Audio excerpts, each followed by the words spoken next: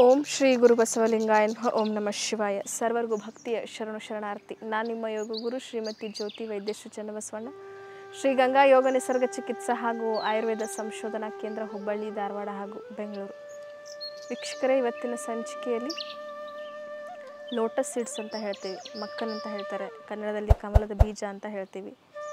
ಇದರ ಆರೋಗ್ಯದ ಲಾಭಗಳ ಕುರಿತಾಗಿ ಮಾಹಿತಿಯನ್ನು ಇವತ್ತಿನ ಸಂಚಿಕೆಯಲ್ಲಿ ನೋಡೋಣ. ಸಹಜವಾಗಿ ಒಂದು 35-40 ವರ್ಷ ಆದ ತಕ್ಷಣ ಏನಾಗ್ತದೆ, ಈ ಬೋನ್ ಡೆನ್ಸಿಟಿ ಸಮಸ್ಯೆ ಕಾಡಲಿಕ್ಕೆ ಶುರು ಆಗ್ತದೆ. ಇದು ವಯೋಸಹಜವಾಗಿ ಎಲ್ಲರಿಗೂ ಬರುವಂಥದ್ದು. ಆದರೆ ಇವತ್ತಿನ ದಿನಮಾನಗಳಲ್ಲಿ ಈ ಡೆಫಿಷಿಯನ್ಸಿಯ ಒಂದು ರೋಗ ಪ್ರತಿಯೊಬ್ಬರನ್ನು ಕಾಡ್ತಾ ಇದೆ. ಚಿಕ್ಕ ಮಕ್ಕಳಲ್ಲಾಗಿರ್ಬೋದು, ವಯಸ್ಕರಲ್ಲಾಗಿರಬಹುದು, ಈ ಯೌವನದಲ್ಲಿರುವಂತಹ ಒಂದು ವ್ಯಕ್ತಿಗಳಿಗಾಗಿರಬಹುದು, ಪ್ರತಿಯೊಬ್ಬರಿಗೂ ಕೂಡ ಇವತ್ತು ಬೋನ್ ಡೆನ್ಸಿಟಿ ಅನ್ನೋ ಸಮಸ್ಯೆ, ಪ್ರೋಟೀನ್ ಡೆಫಿಷಿಯನ್ಸಿ ಆಗಿರ್ಬೋದು, ಕ್ಯಾಲ್ಶಿಯಂ ಡೆಫಿಷಿಯನ್ಸಿ ಆಗಿರ್ಬೋದು, ಹೀಗೆ ಹಲವಾರು ರೀತಿಯ ಡೆಫಿಷಿಯನ್ಸಿಗಳು ಇವತ್ತು ತುಂಬ ಕಾಣಿಸ್ಕೊಳ್ತಾ ಇದೆ. ಈ ಕ್ಯಾಲ್ಶಿಯಂ ಡೆಫಿಷಿಯನ್ಸಿಗೆ ನಾವೇನು ಮಾಡ್ತೀವಿ, ಹಲವಾರು ರೀತಿಯ ಸಪ್ಲಿಮೆಂಟ್ಗಳನ್ನು ತೆಗೆದುಕೊಳ್ತೀವಿ. ಅದ್ರ ಬದಲಾಗಿ ಆಹಾರದಲ್ಲೇ ಸಹಜವಾಗಿ ಸಿಗುವಂತಹ ಆಹಾರ ಪದಾರ್ಥಗಳಲ್ಲಿಯೇ ಈ ಕ್ಯಾಲ್ಶಿಯಮನ್ನು ಹೆಚ್ಚು ಮಾಡ್ಕೊಳ್ಳೋದು ಹೇಗೆ ಅಂತ ಒಂದು ಕ್ಯಾಲ್ಶಿಯಂ ಮತ್ತು ಪ್ರೋಟೀನ್ ರಿಚ್ ಆಗಿರುವಂತಹ ಒಂದು ಪದಾರ್ಥದ ಬಗ್ಗೆ, ಆಹಾರ ಪದಾರ್ಥದ ಬಗ್ಗೆ ಇವತ್ತು ನಾವು ಮಾಹಿತಿಯನ್ನು ತಿಳ್ಕೊಳ್ಳೋಣ. ಅದು ಯಾವುದು ಅಂತ ಹೇಳಿದ್ರೆ ಕಮಲದ ಬೀಜ, ಲೋಟಸ್ ಸೀಡ್ಸ್ ಅಂತ ನಾವು ಹೇಳ್ತೀವಿ. ಏನೆಲ್ಲ ಲಾಭ ಇದೆ? ಮೊದಲನೇದಾಗಿ ಇದರಲ್ಲಿ ಹೈ ಫೈಬರ್ ಇರೋದರಿಂದ ಏನಾಗ್ತದೆ, ಪ್ರಮುಖವಾಗಿ ನಮ್ಮ ಮಲಬದ್ಧತೆ ಸಮಸ್ಯೆನ ಇದು ಕಡಿಮೆ ಮಾಡ್ತದೆ. ಯಾವ ಒಂದು ಆಹಾರ ಪದಾರ್ಥದಲ್ಲಿ ಫೈಬರ್ ಹೆಚ್ಚಾಗಿರ್ತದೆಯೋ ಅಂಥ ಆಹಾರ ಪದಾರ್ಥಗಳನ್ನ ಸೇವಿಸೋದ್ರಿಂದ ಏನಾಗ್ತದೆ, ನಮ್ಮ ಮಲಬದ್ಧತೆ ಸಮಸ್ಯೆ ಕಡಿಮೆ ಆಗ್ತದೆ.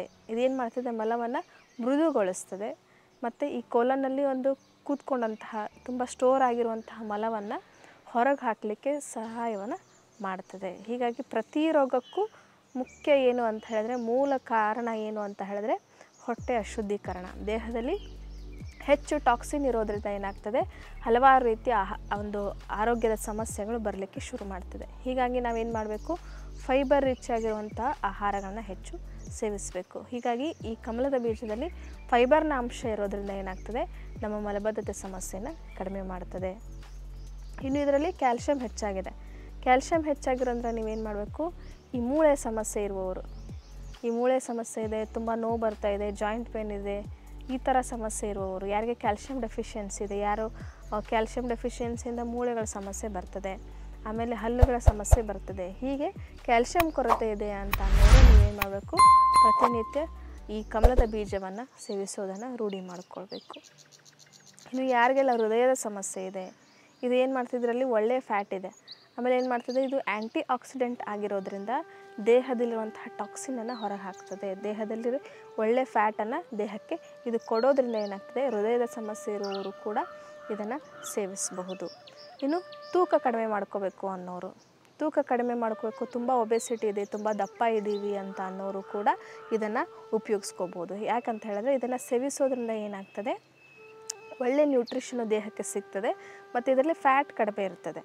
ಇದೇನಾಗ್ತದೆ, ಇದು ದೇಹಕ್ಕೆ ಬೊಜ್ಜನ್ನು ಸೃಷ್ಟಿ ಮಾಡೋದಿಲ್ಲ. ದೇಹದಲ್ಲಿ ಹೆಚ್ಚು ತೂಕವನ್ನು ಹೆಚ್ಚು ಮಾಡಲಿಕ್ಕೆ ಇದು ಏನಾಗ್ತದೆ, ಆಗದಂತೆ ತಡಿಲಿಕ್ಕೆ ಇದು ಸಹಾಯ ಮಾಡ್ತದೆ. ಹೀಗಾಗಿ ಯಾರು ದೇಹದ ತೂಕವನ್ನು ಕಡಿಮೆ ಮಾಡ್ಕೊಳ್ಬೇಕು ಅನ್ನೋರು ಇದನ್ನು ಒಂದು ಸ್ನ್ಯಾಕ್ಸ್ ರೂಪದಲ್ಲಿ ಅಥವಾ ಒಂದು ಪಲ್ಯದ ಥರ ಮಾಡ್ಕೊಂಡು ತಿನ್ಬೋದು, ಅಥವಾ ಈ ಜ್ಯೂಸ್ಗಳಲ್ಲಿ ಆ್ಯಡ್ ಮಾಡ್ಕೊಳ್ಳೋವಂಥದ್ದು, ಈ ಡ್ರೈ ಫ್ರೂಟ್ಸ್ ಜ್ಯೂಸ್ಗಳೆಲ್ಲ ಮಾಡ್ಕೋತಾರಲ್ಲ ಅದರಲ್ಲೂ ಕೂಡ ಇದನ್ನು ಸೇವಿಸ್ಬೋದು. ಇಲ್ಲ ಇದನ್ನು ಸ್ನ್ಯಾಕ್ಸ್ ಥರ, ಈವ್ನಿಂಗ್ ಸ್ನ್ಯಾಕ್ಸ್ ಥರ ಕೂಡ ಇದನ್ನು ತಗೋಬೋದು. ಇದು ತೆಗೆದುಕೊಳ್ಳೋದ್ರಿಂದ ಏನಾಗ್ತದೆ, ತುಂಬ ಬೇಗ ಹೊಟ್ಟೆ ತುಂಬ್ದಂಗೆ ಅನುಭವಕ್ಕೆ ಬರ್ತದೆ. ಹೀಗಾಗಿ ನಮಗೇನಾಗ್ತದೆ, ಕಡಿಮೆ ಪ್ರಮಾಣದಲ್ಲಿ ಆಹಾರ ನಮ್ಮ ದೇಹಕ್ಕೆ ಸೇರೋದ್ರಿಂದ ನಮ್ಮ ದೇಹದ ತೂಕ ತುಂಬ ಸಲೀಸಾಗಿ ಕಡಿಮೆ ಆಗ್ತದೆ. ಇನ್ನು ಇದರಲ್ಲಿ ಪ್ರೋಟೀನ್ ಅಂಶ ಇದೆ. ನಾನು ಹೇಳಿದೆ, ಪ್ರೋಟೀನ್ ಇರೋದ್ರಿಂದ ಏನಾಗ್ತದೆ, ನಮ್ಮ ಈ ಟಿಶ್ಯೂ ಮತ್ತು ಸೆಲ್ಗಳು, ಪ್ರತಿಯೊಂದು ದೇಹದಲ್ಲಿರುವಂತಹ ಆರ್ಗನ್ಗಳ ಒಂದು ರಕ್ಷಣೆಯನ್ನು ಪ್ರೋಟೀನ್ ಮಾಡ್ತದೆ. ಹೀಗಾಗಿ ಇದರಲ್ಲಿ ಪ್ರೋಟೀನ್ ಇರೋದ್ರಿಂದ ಏನಾಗ್ತದೆ, ನಮ್ಮ ಸೆಲ್ಸ್ಗಳು, ಟಿಶ್ಯೂಸ್ಗಳು ಡ್ಯಾಮೇಜ್ ಆಗದಂತೆ ಅದನ್ನು ರಕ್ಷಿಸುವಂಥ ಕೆಲಸ ಮಾಡ್ತದೆ. ದೇಹಕ್ಕೆ ಬೇಕಾದಂತಹ ಸಮರ್ಪಕವಾದ ಒಂದು ಪ್ರೋಟೀನನ್ನು ಒದಗಿಸೋದ್ರಲ್ಲಿ ಇದು ಸಹಾಯಕಾರಿಯಾಗಿ ಕೆಲಸ ಮಾಡ್ತದೆ. ಇನ್ನು ಇದರಲ್ಲಿ ಆ್ಯಂಟಿ ಏಜಿಂಗ್ ಪ್ರಾಪರ್ಟಿ ಇದೆ. ಯಾವ ಆಹಾರದಲ್ಲಿ ಆ್ಯಂಟಿ ಏಜಿಂಗ್ ಪ್ರಾಪರ್ಟಿ ಇರ್ತದೆಯೋ ಅದೇನು ಮಾಡ್ತದೆ, ನಮ್ಮ ದೇಹಕ್ಕೆ ಬರುವಂತಹ ಸಹಜ ಮುಪ್ಪನ್ನು ಇದೇನು ಮಾಡ್ತದೆ ಮುಂದೂಡುತ್ತದೆ. ಅಂದರೆ ವಯಸ್ಸಿಗಿಂತ ಇನ್ನೂ ಹೆಚ್ಚು ಯಂಗಾಗಿ ಕಾಣುವಂಥದ್ದು. ಇದೇನು ಮಾಡ್ತದೆ ಹೇಳಿದೆ ನಾನು, ಆ್ಯಂಟಿ ಆಕ್ಸಿಡೆಂಟ್ ಇದೆ, ಅದು ಒಂದು ಕೂಡ ಪ್ಲಸ್ ಪಾಯಿಂಟ್ ಇದರಲ್ಲಿ. ಯಾರ ದೇಹದಲ್ಲಿ ಈ ಟಾಕ್ಸಿನ್ನು ಪ್ರಮಾಣ ದೇಹದಿಂದ ಹೊರಗಡೆ ಹೋಗ್ತಾ ಇರ್ತದೆಯೋ ಅವ್ರಿಗೆ ಹೆಚ್ಚು ಆಯಸ್ಸು, ಆರೋಗ್ಯ ಜಾಸ್ತಿ. ಯಾಕಂತ ಹೇಳಿದ್ರೆ ದೇಹದಲ್ಲಂತಹ ಕಲ್ಮಶಗಳನ್ನು ಸರಿಯಾಗಿ ಹೊರ ಹಾಕದೇ ಇದ್ದರೆ ವ್ಯಾಧಿಗೆ ತುತ್ತಾಗ್ತಾನೆ ಮನುಷ್ಯ, ರೋಗಕ್ಕೆ ತುತ್ತಾಗ್ತಾನೆ. ಹೀಗಾಗಿ ಇದು ಆ್ಯಂಟಿ ಆಕ್ಸಿಡೆಂಟು ಇದೆ, ಆ್ಯಂಟಿ ಏಜಿಂಗ್ ಪ್ರಾಪರ್ಟಿನೂ ಇದೆ. ಇದೇನು ಮಾಡ್ತದೆ ಸಹಜವಾಗಿ ಬರುವಂತಹ ಮುಪ್ಪನ್ನು ಮುಂದೋಡೋದ್ರಿಂದ ಸಹಜವಾದ ಸೌಂದರ್ಯ, ಸಹಜವಾದ ಆರೋಗ್ಯ ನಮ್ಮದಾಗ್ತದೆ. ಇನ್ನು ಇದರಲ್ಲಿ ನ್ಯಾಚುರಲ್ ಫ್ಲೇವನಾಯ್ಡ್ಸ್ಗಳಿದೆ. ಇದೇನು ಮಾಡ್ತದೆ ಮುಖದಲ್ಲಿ ಬರುವಂತಹ ರಿಂಕಲ್ಸ್ಗಳನ್ನು, ಈಗ ವಯಸ್ಸಾದಂತೆ ಮುಖದ ಮೇಲೆ ಮುಖ ಸುಕ್ಕಾಗುವಂಥದ್ದು, ಮುಖದ ಮೇಲೆ ರಿಂಕಲ್ಸ್ಗಳು ಕಾಣಿಸ್ಕೊಳ್ತದೆ. ಇದು ಕಡಿಮೆ ಆಗಬೇಕು ಅಂತ ಹೇಳಿದ್ರೆ ಇದನ್ನು ನೀವು ಕಮಲದ ಬೀಜವನ್ನು ಪ್ರತಿನಿತ್ಯ ಒಂದು ನಿಯಮಿತ ಪ್ರಮಾಣದಲ್ಲಿ ಸೇವಿಸ್ತಾ ಬರಬೇಕು. ಇನ್ನು ಹೇಳಿದೆ ಮಲಬದ್ಧದ ಸಮಸ್ಯೆಯನ್ನು ಕಡಿಮೆ ಮಾಡ್ತದೆ. BP ರೋಗ ಕೂಡ ತುಂಬ ಒಳ್ಳೆಯದು. ಯಾಕಂತ ಹೇಳಿದ್ರೆ ಇದು ಒಳ್ಳೆ ಫ್ಯಾಟ್ ಇದೆ ಮತ್ತು ಇದೇನು ಮಾಡ್ತದೆ ದೇಹದಲ್ಲಿರುವಂಥ ಟಾಕ್ಸಿನನ್ನು ಹೊರಗೆ ಹಾಕ್ತದೆ. ದೇಹದಲ್ಲಿರುವಂಥ ಕೆಟ್ಟ ಕೊಬ್ಬನ್ನು ಕರಗಿಸ್ಲಿಕ್ಕೆ ಇದು ಸಹಾಯ ಮಾಡ್ತದೆ. ಇದರಲ್ಲಿ ಪೊಟ್ಯಾಷಿಯಂ, ಮ್ಯಾಗ್ನೀಷಿಯಂ ಪ್ರಮಾಣ ಇದೆ.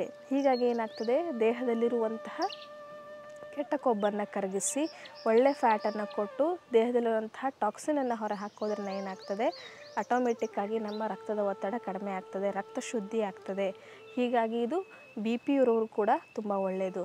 ಯಾರಿಗೆಲ್ಲ ಸ್ಕಿನ್ ಡಿಸೀಸ್ ಇದೆ, ಯಾರಿಗೆ ರಕ್ತದ ಅಶುದ್ಧೀಕರಣ ಇದೆ ಅಂಥವ್ರು ಏನು ಮಾಡಬೇಕು ಇದನ್ನು ಸೇವಿಸೋದ್ರಿಂದ ನಿಮ್ಮ ಈ ಸಮಸ್ಯೆ, ಯಾಕೆಂದರೆ ಪ್ರೋಟೀನ್ ಕೂಡ ಚರ್ಮಕ್ಕೆ ಒಳ್ಳೆಯದು ಮತ್ತು ಆ್ಯಂಟಿ ಆಕ್ಸಿಡೆಂಟ್ ಪ್ರಾಪರ್ಟಿ ಇರೋದ್ರಿಂದ ದೇಹದಲ್ಲಿರುವಂಥ ಟಾಕ್ಸಿನ್ ಹೊರಗಡೆ ಹೋಗೋದ್ರಿಂದ ಕೂಡ ಚರ್ಮದ ಆರೋಗ್ಯ ಚೆನ್ನಾಗಿರ್ತದೆ. ಯಾರಿಗೆಲ್ಲ ಈ ಚರ್ಮದ ಸಮಸ್ಯೆಗಳಿದೆ ಅಂಥವರು ಕೂಡ ಇದನ್ನು ಸೇವಿಸಬಹುದು.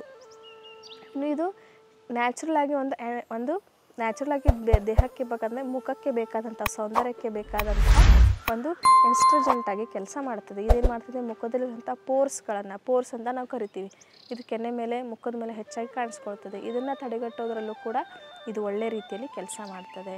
ಇನ್ನು ಇದರಲ್ಲಿ ವಿಟಮಿನ್ D1 ಇದೆ. ವಿಟಮಿನ್ D1 ಇರೋದ್ರಿಂದ ಮೆದುಳಿನ ಕಾಗ್ನೇಟಿವ್ ಫಂಕ್ಷನ್ಗೆ ಇದು ಹೆಲ್ಪ್ ಮಾಡ್ತದೆ. ಅಂದರೆ ಮೆದುಳಿನ ಫಂಕ್ಷನ್ನ ಬೂಸ್ಟ್ ಮಾಡೋದರಲ್ಲಿ ಇದು ಸಹಾಯಕಾರಿಯಾಗಿ ಕೆಲಸ ಮಾಡ್ತದೆ. ಇನ್ನು ಇದು ನ್ಯಾಚುರಲ್ ಒಂದು ಕೆಮಿಕಲನ್ನು ಬಿಡುಗಡೆ ಮಾಡ್ತದೆ.